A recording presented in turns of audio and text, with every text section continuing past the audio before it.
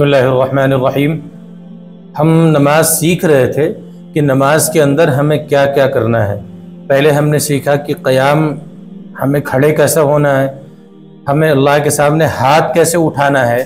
اسی طریقے سے پھر ہم نماز کے اندر قرآن کریم پڑھیں گے کہ نہیں پڑھیں گے، قرات کے کیا احکامات ہیں، یہ ہم نے سیکھے۔ آج ہم یہ دیکھیں گے کہ کیا امام کے پیچھے بھی قرآن کریم کی تلاوت کرنا ہے یا نہیں کرنا ہے، اور اگر کوئی شخص کرتا ہے تو یہ صحیح کرتا ہے یا غلط کرتا ہے۔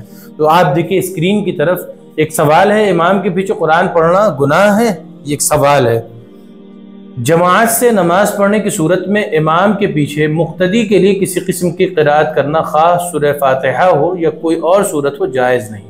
نیز اس حکم میں سری اور جہری نمازوں میں کوئی فرق نہیں، کیونکہ امام مقتدیوں کی نماز کا ضامن ہے۔ مثلا اگر امام باوضو نہ ہو تو تمام مقتدیوں کی نماز ادا نہیں ہوگی، اگرچہ تمام مقتدی باوضو ہوں۔ یہ بہت اہم ترین مسئلہ ہے۔ عام طور پہ ایسا ہوتا ہے کہ لوگ امام صاحب کے پیچھے کھڑے ہوتے ہیں اور سوچتے ہیں کھڑے رہنے سے فائدہ کیا ہے، تو ہم بھی کچھ نہ کچھ پڑھیں، تو وہ بھی سورہ فاتحہ کی تلاوت کرتے ہیں۔ تو آپ یہ سمجھیں کہ ضروری نہیں کہ ہر جگہ تلاوت کرنے سے آپ کو ثواب ملے گا۔ جیسا کہ مسئلہ آپ نے سنا کہ امام کے پیچھے ہمیں خاموش کھڑے رہنے کا حکم ہے۔ وَإِذَا قُرِئَ الْقُرْآنُ فَاسْتَمِعُوا لَهُ وَأَنصِتُوا لَعَلَّكُمْ تُرْحَمُونَ۔ قرآن کریم کا یہ حکم ہے کہ جب قرآن کریم پڑھا جائے تو آپ خاموش رہیں۔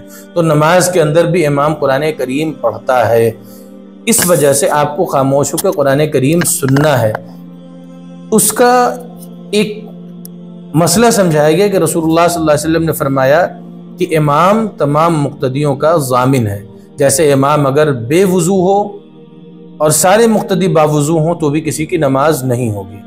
اسی طریقے سے امام نے اگر نماز کے اندر کوئی ایسی غلطی کی جس پر سجدہ سہو واجب ہوتا ہے اور مقتدیوں نے کوئی غلطی نہیں کی، تو بھی تمام کے تمام مقتدی امام کے تابع ہو کر سب کے اوپر سجدہ سہو واجب ہے۔ اسی طریقے سے اگر مقتدیوں میں کسی نے کوئی غلطی کی جس سے سجدہ سہو واجب ہوتا ہے اور امام نے ایسی کوئی غلطی نہیں کی تو کسی کے اوپر بھی سجدہ سہو واجب نہیں ہوتا ہے۔ تو پتہ چلا کہ امام کے تابع تمام کے تمام مصلی ہیں، امام کی قرات سب کی طرف سے کافی ہے۔ تو اب ہمیں چاہیے کہ بس امام کی قرات پر اکتفا کریں، سورہ فاتحہ ختم ہو تو ہم آمین کہیں۔ امام کے پیچھے قرآن نہ پڑھنے کے دلائل کیا ہیں؟ سنن ابن ماجہ میں ہے، حضرت جابر بن عبداللہ رضی اللہ عنہ رسول اکرم صلی اللہ علیہ وسلم کا فرمان نقل کرتے ہیں، جس شخص کا کوئی امام ہو تو امام کی قرات اس کی بھی قرات ہے۔ یہ دیکھیے بالکل صاف صاف رسول اللہ کا فرمان ہے سنن ابن ماجہ میں کہ جس شخص کا کوئی امام ہو تو امام کی قرات ہی مقتدی کی قرات ہوتی ہے۔ اب امام کو الگ سے قرات کرنے کی ضرورت نہیں ہے۔ ایک عام فہم سی چیز ہے کہ 100 لوگ اگر کہیں جاتے ہیں کسی بڑے سے بات کرنے کے لیے تو ان میں سے کوئی ایک ترجمان بن کے بات کرتا ہے، بقیہ سب کے سب لوگ کھڑے ہوتے ہیں، اور جب بات پوری ہو جاتی ہے تو ہاتھ اٹھا کر یا سگنیچر کر کے ہم سب کہتے ہیں کہ ہم سب یہی چاہتے ہیں۔ تو ایسے ہی جب سورہ فاتحہ امام پڑھتا ہے تو ہم سب کے سب آمین کہتے ہیں اور درج کراتے ہیں کہ اللہ جو امام صاحب نے کہا ہم بھی یہی چاہتے ہیں۔ ایک اور دلیل صحیح مسلم میں ہے، حضرت ابو موسیٰ اشعری رضی اللہ عنہ روایت کرتے ہیں کہ رسول اکرم صلی اللہ علیہ وسلم نے خطبہ دیا اور ہمیں طریقہ بیان کیا اور ہمیں نماز سکھلائی کہ جب تم نماز ادا کرو تو اپنے صفوں کو درست کرو، پھر تم میں سے کوئی امامت کرائے، بس جب وہ تکبیر کہے تو تم تکبیر کہو اور جب وہ قرات کرے تو تم بالکل خاموش رہو۔ یہ بالکل صاف حدیث ہے صحیح مسلم کی۔ رسول اکرم صلی اللہ علیہ وسلم نے صحابہ کو نماز سکھلائی، تو نماز سکھلاتے ہوئے رسول اکرم صلی اللہ علیہ وسلم نے ایک بالکل صاف کہا، جب امام تکبیر کہے تو تم بھی تکبیر کہو، مگر جب امام قرات کرے تو تم خاموش رہو۔ یہ بالکل واضح حدیث ہے کہ امام کے پیچھے ہمیں قرات نہیں کرنا چاہیے۔ اب ایک مسئلہ آتا ہے، بہت صاف مسئلہ ہے، الحمدللہ۔ اب ہم نے امام کا مسئلہ تو سمجھ لیا کہ امام کے پیچھے ہمیں تلاوت نہیں کرنا ہے، مگر جب ہم اکیلے ہوں گے یا اپنی نمازوں کو ادا کریں گے تو ہمیں تلاوت کرنا ہے، مگر بعض مرتبہ ایسا ہوتا ہے کہ ہم تلاوت نہیں صحیح کر پاتے ہیں۔ ایک چھوٹی سی غلطی جو سورہ فاتحہ کے اندر عام طور پہ کرتے ہیں، جو حقیقت میں چھوٹی سمجھتے ہیں، ہوتی بہت بڑی ہے۔ الحمدللہ کو الحمدللہ پڑھنے سے نماز ٹوٹ جاتی ہے، یہ ایک عنوان ہے۔ الحمدللہ کو الحمدللہ پڑھنے سے نماز ٹوٹ جاتی ہے۔ ایک سوال ہے کہ کیا ایسا ہے؟ اب جواب سنیے، اگر جان بوجھ کر یا غلطی سے الحمدللہ کی جگہ الحمدللہ پڑھ دے تو نماز فاسد ہو گئی۔ یہ بالکل صاف بات ہے۔ جان بوجھ کر آپ نے الحمدللہ رب العالمین کو الحمدللہ رب العالمین کہا تو آپ کی نماز فاسد ہو گئی۔ اور ہم میں سے 80% لوگ تقریباً، یا ہو سکتا ہے اس سے زیادہ کچھ کم و بیش لوگ، نماز میں الحمدللہ کو الحمدللہ رب العالمین ہی پڑھتے ہیں۔ دو مسئلہ ہے، اگر جان بوجھ کر پڑھا تو بھی نماز فاسد، اور اگر غلطی سے پڑھ دیا تو بھی نماز فاسد ہے۔ دوبارہ پڑھنا ضروری، لیکن اگر مسلسل کوشش کے باوجود بھی لفظ الحمدللہ میں ہا کو جان کر ہا پڑھتا ہے، وہ صحیح ادا کرنے سے قاصر ہے تو نماز ہو جائے گی۔ ایک بندہ وہ ہے جو کوشش کرتا ہے کہ الحمدللہ رب العالمین ہا کے ساتھ پڑھے، مگر جب پڑھنے کی کوشش کرتا ہے تو الحمدللہ اس سے نکلتا ہے، تو لکھا ہوا ہے کہ اس کی نماز ہو جاتی۔ جو کوشش کرتا ہو کہ ہا نکلے اور اس سے ہا نہ نکل کے ہا نکل جاتا ہو، لیکن صحیح کرنے کی کوشش کرتا رہے۔ جس وقت حروف کو صحیح ادا کرنے کی کوشش چھوڑ دی تو اس کے بعد غلط پڑھنے سے نماز نہیں ہوگی۔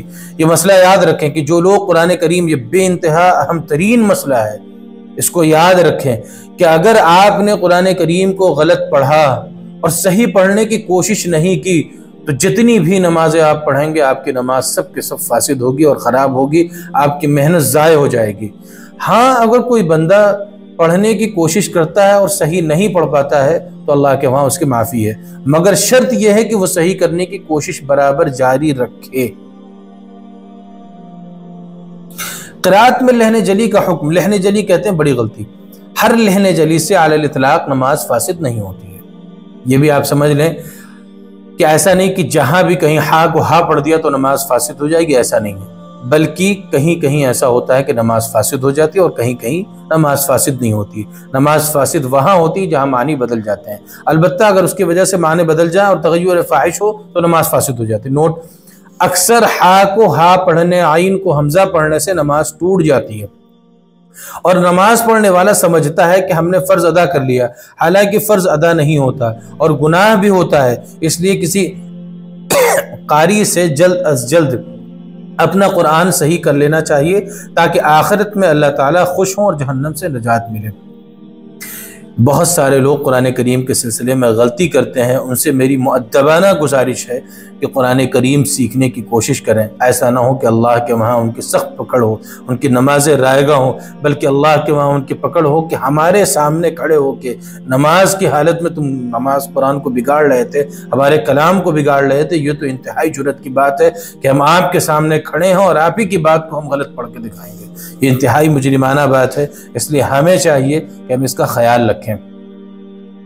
اب جیسا کہ سیریز ہماری چل رہی تھی کہ ہم جتنا سبق پڑھاتے ہیں اس کے بعد سوالات کرتے ہیں، تو آج بھی ہمارے سامنے 4 سوال ہے۔ سب سے پہلا سوال ہے، امام کے پیچھے سورہ فاتحہ پڑھنا کیسا ہے؟ سوال، گناہ ہے یا واجب ہے؟ آپ کو جواب دینا ہے۔ آپ کے پاس 30 سیکنڈ کا وقت ہے، جواب آپ سوچ لیں۔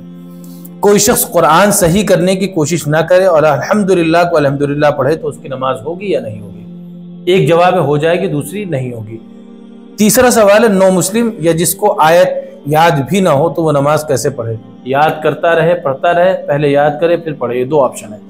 چوتھا سوال ہے، اگر کوئی شخص الحمدللہ کو الحمدللہ پڑھتا ہو اور ساتھ میں صحیح کرنے کی کوشش بھی کرے تو اس کی نماز کا کیا حکم ہے؟ یہ 4 سوالات ہیں، آپ کے پاس 30 سیکنڈ کا وقت ہے۔ آپ دیکھیں اور ان سوالات پر توجہ کریں۔ آج ان کے جوابات نہیں بتائے جائیں گے، کل انشاءاللہ ان کے جوابات صحیح بتائے جائیں گے۔ آپ اسکرین پر توجہ سے دیکھیں، غور کریں اور اپنے ذہن پر زور ڈالیں کہ آپ نے جو سنا ہے کہ آپ کو وہ یاد ہوا۔ اگر نہیں یاد ہوا تو دوبارہ سننے کی کوشش کریں اور کمنٹ سیکشن میں ہمیں بتائیں کہ کس کا کیا جواب ہوتا ہے، تاکہ مجھے بھی اندازہ ہو کہ توجہ کے ساتھ آپ بات سن رہے ہیں اور آپ کو کچھ حاصل ہو رہا ہے۔ اللہ تعالیٰ سے دعا کریں کہ اللہ ہم سب کو عمل کی توفیق عطا فرما دے۔